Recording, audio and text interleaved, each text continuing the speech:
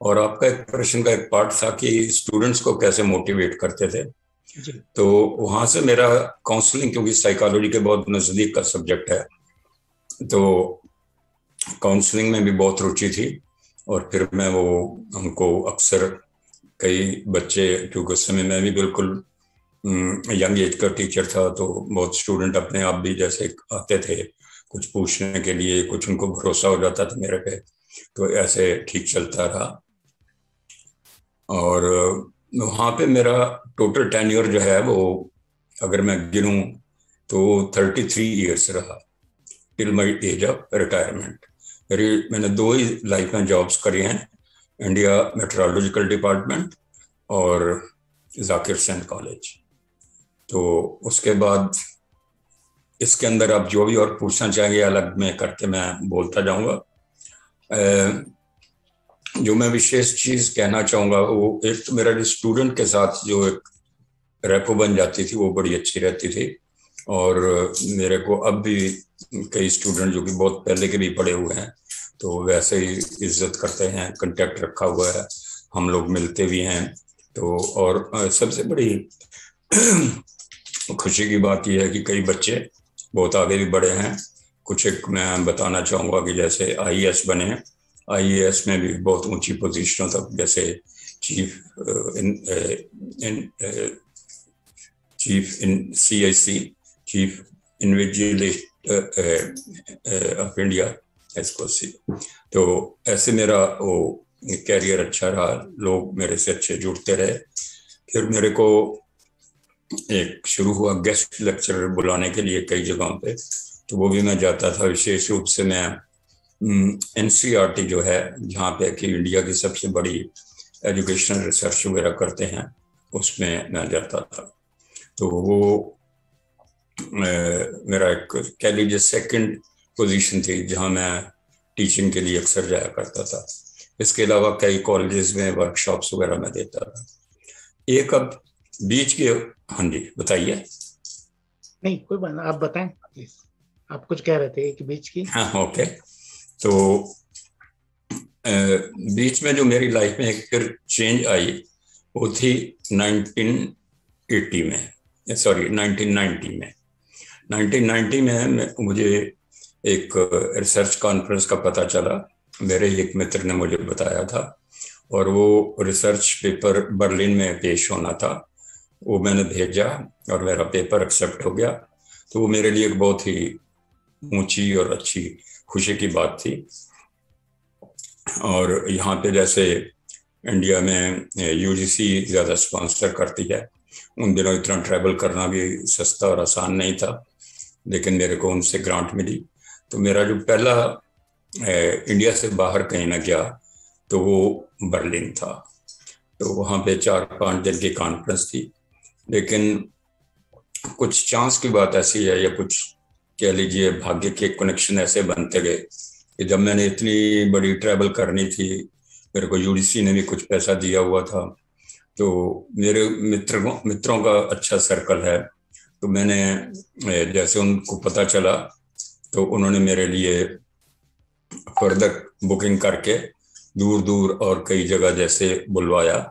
मेरे एक मित्र बहुत अच्छे हैं, वो मेट्रोलॉजी डिपार्टमेंट से, उनका नाम है सरदार हरमिंदर सिंह।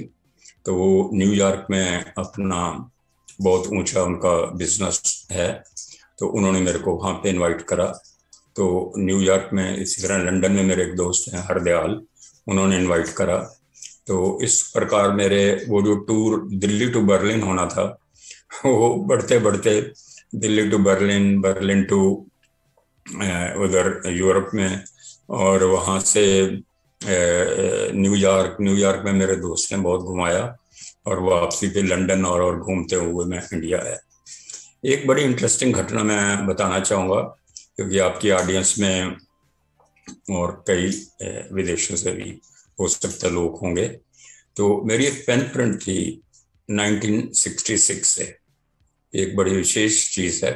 तो उन्होंने उसको, उनको मतलब बाद में हम लोगों का कनेक्शन जैसे होता है, 2-3 साल रही थी पेन फ्रेंड, फिर कनेक्शन टूट गया। तो उसके बाद जब वहाँ जाने लगे, तो मेरे को ऐसे ध्यान आया कि मेरी जो पेन फ्रेंड थी वो ऑस्ट्रिया में थी। तो मैं थोड़ा गूगल तब नहीं था, लेकिन मैं सर्च करने में अच्छा हूँ वैसे भी। तो कई और चीज़ों से एनसाइक्लोपीडिया ये वो, तो मुझे उनका मतलब पता भी मिल गया। उनकी लेटर्स भी मेरे पास थी, 10-15 लेटर हमारी आपस में एक्सचेंज हुई थी। तो मैंने उनको लिखा। तो वो लेडी जब मतलब उस समय वही 20 को साल की थी जब मेरे साथ पेन फ्रेंड थी, और अब हम 30-40 साल के बाद, लेकिन चांस है कि वो उसी घर में उसी एड्रेस पे रहते थे। तो मेरी लेटर उनको मिल गई, शी वॉज वेरी हैप्पी। तो उन्होंने भी मेरे को वहाँ इनवाइट करा। तो मेरा पहला टूर इतना इंटरनेशनल हो गया कि मुझे कुछ लगा कि कुछ कई बारी कुछ चीज़ें कोई ऊपर वाले की कह लीजिए या जैसे भी है, कोई देन होती है। तो करते करते मैंने उसी पहली ट्रिप में कोई लगभग 10 कंट्री घूमे। और मेरे को ऑस्ट्रिया जाने का बहुत शौक था, जो कि पता नहीं अंदर से मेरे मन में बहुत इच्छा रहती थी। तो ऑस्ट्रिया में मेरे को सिगमंड फ्रॉइड का घर शुरू से, क्योंकि उनकी इतनी बुक्स पढ़ी थी, तो जिसे कहते हैं पहले दिन मैंने वही जाके वहाँ अपना माथा टेका। तो उसके बाद वो वहाँ मैं बाद में फिर गया हूँ, वो अलग से बताऊंगा, पोस्ट डॉक्टरेट के लिए। तो वो मैं 1 साल फिर मेरे को उस देश में और इनविटेशन था। तो ये जीवन का एक पार्ट है। फिर मैं वो करके वापस आया। अपने स्टूडेंट के साथ मेरी रेपो अच्छी होती थी, उनको भी मोटिवेट करता था, काउंसलिंग वगैरह करता था। इसी टाइम में मैंने पीएचडी भी कर चुका था, बीच में मैं बताना भूल गया हूँ। तो पीएचडी इन साइकोलॉजी करी। मेरे जो सुपरवाइजर थी वो बहुत ही अच्छी थी, मैडम अनीमा सेन। और मुझे सबसे जो एक दुख का लगता है वो ये था कि जिस समय मैं ऑस्ट्रेलिया में पढ़ रहा था, पीछे से उनकी किसी बीमारी इलनेस की वजह से 3-4 दिन में ही उनका देहांत हो गया। तो मैं उनको पोस्ट डॉक्टरेट करने के बाद नहीं मिल पाया। वो मेरे लिए एक थोड़ी कमी की चीज लगती है। अब एक और फेज जो मेरे लाइफ में, थोड़ा मैं स्किप भी कर रहा हूँ कुछ पोर्शन, कोई बात नहीं। हाँ। तो फिर जो एक फेज मेरे शुरू हुआ वो 98 से शुरू हुआ, 97 से। वो ये था कि कुछ मेरे मित्र थे जर्मनी में, फ्रैंकफर्ट में। तो उनकी एक वर्कशॉप होनी थी गेस्टाल्ट साइकोलॉजी पर। तब तक मुझे पता था गेस्टाल्ट का, लेकिन मैं बहुत मतलब जैसे आम टेक्स्ट बुक में जानता था। तो उन लोगों से मेरा संपर्क हुआ। उन्होंने मुझे वहाँ पे बताया कि हम एक प्रोग्राम कर रहे हैं जो कि 3 वीक्स का होता है और रेजिडेंशियल होता है। तो वो एक उनका नाम है विली एंड जेरी कोगान। तो उन्होंने मेरे को उसकी इनविटेशन भेजी। वर्कशॉप टर्की में होनी चाहिए किसी रिजॉर्ट में। तो मुझे जब भी कुछ फाइनेंशियल प्रॉब्लम, और विशेष रूप से उनकी कोर्स फीस, ट्रैवलिंग, ये वो, लेकिन कुछ अच्छे लोग दुनिया में अब भी ऐसे होते हैं कि उन्होंने मेरे को बहुत सारी हेल्प करी। ऑलमोस्ट 70-80% मेरा उन्होंने फ्री कर दिया। तो वो जो वर्कशॉप करी उससे मेरा एक कह लीजिए प्रोफेशनल बहुत चेंज आई। उस प्रोफेशनल चेंज में मैं कई और तरह के लोगों को मिला। इंटरनेशनल वर्कशॉप थी, 30 लोग थे हम। उसमें बहुत ही नए नए मेरे को आइडियाज, थॉट्स और एप्लीकेशन ऑफ साइकोलॉजी वो शुरू करा। जब वो मैं सीख चुका और वापस इंडिया में आया, तो मैंने कोशिश करी कि ज़्यादा से ज़्यादा लोगों को मैं भी आगे करा सकूं। तो वो ठीक रहा मेरा बहुत। मेरा वर्कशॉप्स मैंने इस फील्ड पे करी। तो फिर 2006 में मैं एक्चुअली रिटायर हो गया था जाकिर हुसैन कॉलेज से। तो एज ए गुड टीचर कह लीजिए, मुझे एक प्राइवेट बिजनेस स्कूल है लेकिन बहुत अच्छा रेप्यूटेड है, IILM institute of higher education.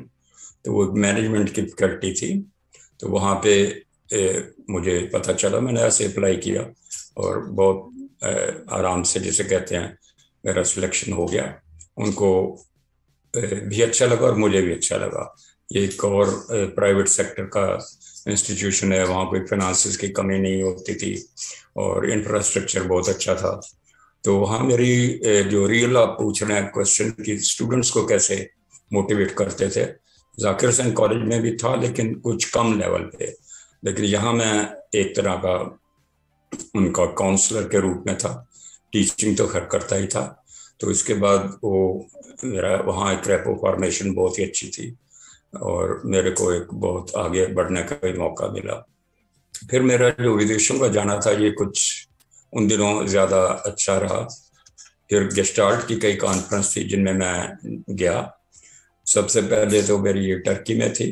Turkey के बाद फिर मैंने यूक्रेन में भी अटेंड करी 3 वीक की, और हंगरी में करी, ऑस्ट्रिया में, और इस तरह से हाँ यूएसए में मैंने पेपर प्रेजेंट करे गेस्टाल्ट पे। कनाडा में वैंकूवर में भी पेपर प्रेजेंट करा जो कि सबसे अच्छी वहाँ की एसोसिएशन है, AAGT कहते हैं। तो मैंने उसमें अपनी 2 बार प्रेजेंटेशन करी हुई है। तो इसके बाद मैं अब दिल्ली में कभी कभार करता रहता हूँ वर्कशॉप्स वगैरह। तो और कुछ आप पूछना चाहेंगे?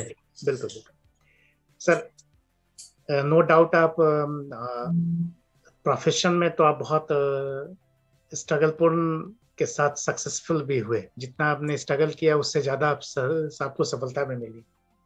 और जैसे आपके 2 बच्चे भी थे और आंटी जी भी प्रोफेसर रही हैं, है ना? तो कैसे उस समय को मैनेज करते थे? और आप जब आप रिटायर हो गए हैं ना, सब अपने अपने जगह सेटल हो गए, और अभी आप कैसे मैनेज करते हैं? ये 2 भी अपने आप में दो डिफरेंट समय है ना, लेकिन जब आप इस स्थिति में आके कैसे आप देखते हैं उसको? ओके, इसमें जो सबसे मजेदार चीज है जो कि आपको शायद पता भी होगा और आपकी जो ऑडियंस सुनेंगे तो उनको हैरानी होगी, क्योंकि मेरी वाइफ भी इसी कॉलेज में थी, जाकिर हुसैन कॉलेज में। तो वो जूलॉजी की प्रोफेसर हैं, मैं साइकोलॉजी का हूँ। हम एक दूसरे को जानते भी नहीं थे, बिल्कुल नहीं थे जानते। और वो जब बात हुई तो बड़े अजब तरीके से हुई। तो मैं कुछ शुरू में मुझे कुछ इच्छा थी कि मैं ऐसे ही रहूं विदाउट मैरिज, लेकिन मेरे पेरेंट्स का थोड़ा एक इमोशनल था, प्रेशर कह लीजिए या इमोशनल अपील थी। तो फिर फाइनली मैंने सोचा कि करानी पड़ेगी, चाहिए भी नहीं शादी। तो मैंने एक दिल्ली का फेमस न्यूज़पेपर इंडिया का हिंदुस्तान टाइम्स, तो उसमें मैट्रिमोनियल अब भी बहुत छपते हैं, तब भी बहुत छपते थे। तो उसमें डाला, वो ढेरों चिट्ठियाँ लेटर्स आती हैं। तो वो जब शुरू हुआ सर्च ऐसे ही, और मैं अकेला ही था, मेरे ब्याह पे पेरेंट्स तो मेरे करनाल में रहते थे। तो वो मैं सर्च करी। बड़ी इंटरेस्टिंग चीज़ है कि जो मेरी अब वाइफ है ये भी उसी कॉलेज में थी और मैंने उनका नाम भी नहीं था सुना हुआ, जबकि 6-8 महीने से शी वाज आल्सो देयर। तो वहाँ से फिर एक और हमारे बीच के फ्रेंड थे, और मेरी मदर इन लॉ जो थी उन्होंने उनको मतलब जो CV होता है मैरिज का, मैट्रिमोनियल CV, तो वो अच्छा लगा, उन्होंने कांटेक्ट करा। तो मतलब पता नहीं, फिर जैसे कुछ कह लीजिए होना होता है जो आपको कहीं ना कहीं से मुलाकात हो जाती है। तो आज की कोई उस तरह मानते नहीं है कि हमारी लव मैरिज नहीं है। हाँ लव है लेकिन बाद में। तो लव मैरिज क्योंकि हर कोई यही सोचता था कि हाँ कॉलेज में है दोनों तो मिल गए होंगे। तो ये वहाँ के स्टूडेंट्स के लिए बहुत बड़ी एक हैरानी की न्यूज़ थी, सारे कॉलेज में हैरानी की न्यूज़ थी, ये लोग कैसे कांटेक्ट में आए हैं। और कभी भी किसी ने हम दोनों को इकट्ठे, जैसे इवन स्टाफ रूम में चाय वाय पीते थे, वहाँ भी कभी मौका ही नहीं हुआ था कि इकट्ठे बैठे। तो ये घटना थोड़ी विशेष है मेरे लिए, क्योंकि आम बहुत कम केस होते हैं। लेकिन उसके बाद ये मैं कहूँगा कि हमारी एक प्रभु की दया से अपनी एडजस्टमेंट से बहुत ठीक गृहस्थी चल रही है। हमारे 2 बच्चे हैं, 2 बेटे हैं। बड़ा बेटा हमारा मैरिज के बाद 79 में हुआ था, और उससे नेक्स्ट जो यंगर वन है वो 83 में। उसके बाद उनकी पढ़ाई के लिए हमने जितना भी अच्छा कर सके करा। मेरा बड़ा बेटा आर्किटेक्चर है, और बाद में वो दिल्ली के सबसे अच्छे इंस्टीट्यूट से इंडिया के राधा, तो उसके बाद वो फिनलैंड में रहते हैं और वो वहीं सेटल्ड हैं। मेरा छोटा बेटा स्वीडन में पढ़ता था, लेकिन फिर एक बार मेरी हेल्थ खराब हुई थी तो वो दिल्ली में आए, और फिर उसके बाद अभी उनका जैसे मन नहीं करा जाने को, तो ही इज़ विद अस। तो हमारी फैमिली में दो ही हैं, और एक प्रभु की कृपा से सब ठीक है, मकान वगैरह है, और पेंशन भारत सरकार के धन्यवाद से अच्छी मिल जाती है, बल्कि उस वजह से हमारा घूमना भी बढ़ा। हाँ, एक डेवलपमेंट जो ज़रूरी है, क्योंकि मुझे पता है आप जर्मन रीजन में रहते हैं, वो ये है कि ऑस्ट्रिया से मेरा कुछ कह लीजिए कुछ मिस्टिकल रिलेशन है। तो वहाँ पे फिर मुझे एक यूनिवर्सिटी है, मेन वियना में नहीं है, तो दूर जगह पे है, वहाँ से 7-6 घंटे लगते हैं गाड़ी में। तो वहाँ पे एक यूनिवर्सिटी से मुझे इनविटेशन मिला टीचिंग के लिए। तो तब मैं अभी IILM में था, लेकिन क्योंकि IILM में मैंने 6-7 साल बिताए, तो उसके बाद मेरे को वो जो ऑफर थी बड़ी अच्छी लगी। उसमें साल में जाना होता था ऐसे 20 कुछ दिन के लिए, 3-4 हफ्ते के लिए, और वहाँ पे एक बहुत बड़ी इंटरनेशनल क्लास होती थी 25-30 बच्चों की, जो कि एशिया, यूरोप, USA कई जगह से आते थे। तो मैं उनको पढ़ाता था। वो मेरे लिए बहुत ही एक सफलता का एक्सपीरियंस रहा कि मैं बहुत, मतलब मुझे अपने आप पे खुशी होती है कि मैंने एक अच्छा इमेज कर सका इतनी। और क्योंकि आप जानते हैं वहाँ तो नेक्स्ट ईयर बुलाते ही तब हैं अगर आपका फीडबैक अच्छा हो। तो मेरे लिए वो 8 साल बहुत ही अच्छा टाइम रहा। तो उसके बाद भी अभी मेरी इनविटेशन है वहीं, लेकिन थोड़ी हेल्थ की प्रॉब्लम आई थी मुझे, तो उसके बाद मुझे थोड़ा स्लो डाउन होना पड़ा। तो अप टू मैंने 2018 तक वहाँ पढ़ाया है। तो अभी ज़्यादा रिटायर्ड लाइफ है, कभी कभार कोई वर्कशॉप्स वगैरह करता हूँ, और हाँ, वो पढ़ाई वैसे ही अब से वैसे ही करता हूँ। और नए ज़माने के हिसाब से मैं कह लीजिए कंप्यूटर से भी हूँ, इंटरनेट करता हूँ मैं, मतलब बहुत अपने आप को भी मैंने बदला है। और मेरा टॉपिक भी वहाँ यही होता था, चेंज मैनेजमेंट। तो चेंज मैनेजमेंट में ये भी सब चीज़ें मैंने, change yourself only then you can change other. Gandhi ji की भी एक इससे बड़ी अच्छी कोटेशन है, if you want to see any change then see it in yourself, ऐसे कर। तो वो मेरे को बहुत अच्छा लगा। तो आई एम स्टूडेंट को या दर्शक को अगर 3 या 4 वर्ड में या एक सेंटेंस में अगर आप समझाना चाहेंगे तो क्या मैसेज देना चाहेंगे? कौन सी दर्शक की, जो पिछली है? जो भी हमारे दर्शक हैं और जो भी स्टूडेंट होंगे, तो ये जो भी एक हाउस होल्ड हैं, ये जो भी देख रहे होंगे इस सीरियल को, इस सीरीज को, तो आप उनके लिए एक सेंटेंस में क्या सुझाव देना चाहेंगे? एक सेंटेंस में या ब्रीफ में कह लीजिए, वो ये है कि जो लाइफ में मैटर करती है वो सबसे बड़ी चीज़ है सिंसेरिटी। अगर आप किसी के लिए सिंसेर हो, चाहे वो फैमिली हो, चाहे वो आपके बच्चे हैं, चाहे वो आपकी पढ़ाई है, चाहे वो आपका प्रोफेशन है, इवन चाहे वो आपका अगर देश है, तो हर चीज़ के लिए अगर आप सिंसेरली करते हैं तो बहुत ही अच्छा परिणाम मिलता है।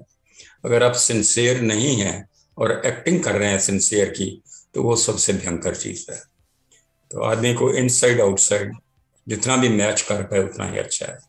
तो हमारे अंदर और बाहर का जो एक साइकोलॉजिकल कोऑर्डिनेशन है, हम अपने आप में अंदर फिजियोलॉजी भी हैं, साइकोलॉजी भी हैं, लेकिन जब लोगों से डील करते हैं तो हमारे इंटरपर्सनल रिलेशन आ जाते हैं, सोशियोलॉजी आ जाती है, और इकोनॉमिकल चीज़ें आ जाती हैं, जाति प्रथा और क्या क्या और 20 वेरिएबल आ जाते हैं। तो अगर आप इन दोनों में अच्छा तालमेल कर पाएँ कि मैं एक बहुत बड़े सिस्टम का पार्ट हूँ, और उस सिस्टम के पार्ट में मैं जो भी अच्छा कर पाऊंगा वो दूसरों के लिए अच्छा रहेगा। तो एक माध्यम आपके से मैं ये भी बताना चाहूँगा, एक बहुत अच्छी वीडियो है पावर्स ऑफ 10। तो ये बड़े आसानी से गूगल पे मिल जाएगी, पावर्स ऑफ 10। तो ये जो भी सुने उसे देखें, और उसके 10 मिनट के बाद ही आप अगर सिंसियरली आपने वो वीडियो देखी है तो आपके अंदर परिवर्तन की इच्छा आएगी कि हम कितने बड़े ब्रह्मांड में रह रहे हैं और कितनी सूक्ष्म अंदर हमारी दुनिया है। तो मैं ये चाहूँगा कि आपके जो भी श्रोता हैं, सुनने वाले हैं, इस वीडियो को देखें, पावर्स ऑफ 10। तो बहुत उससे ज्ञान मिलेगा। इतना मैं एक्सप्लेन करने लग गया तो आपका 1 घंटा लग जाएगा। तो ये मेरी तरफ से छोटा सा उपहार कह लीजिए। बहुत बहुत धन्यवाद। एक आपने बहुत अच्छी बात बोली, कहा कि सिंसियरिटी बहुत जरूरी है, और ऐसा नहीं कि केवल दिखाने के लिए, अपने शब्दों में, कर्मों में और विचारों बिल्कुल। में भी सिंसियरिटी होना चाहिए। तीनों का जब तालमेल हो तभी आदमी सफल होंगे। प्रॉब्लम तो आनी जानी है, लेकिन अगर सिंसियरिटी बने रहे तो स्ट्रगल भी सक्सेस बन जाता है। सो आप सब, आपका बहुत बहुत धन्यवाद सर, धन्यवाद इस राजेश आशीर्वाद जी, के लिए। बहुत शुक्रिया। और चूंकि ये आपका इंटरव्यू काफी लंबा हुआ है, तो मैं इसको शायद 2 से 3 पार्ट में करूंगा। किसी चीज को मैं कोई रोकूंगा बात नहीं, नहीं। क्योंकि इसको एज ए मेमोरी हम लोग रखेंगे, और हाँ आई एम श्योर ठीक। कि लोग इसको सुनेंगे भी, में देखेंगे। ठीक है। Thank you sir, thank you, बहुत बहुत ओके, धन्यवाद, नमस्कार। बहुत बहुत और आप लोग भी लाइक करें, सब्सक्राइब करें और शेयर करें। थैंक यू, नमस्कार। Sure. Thank you so much.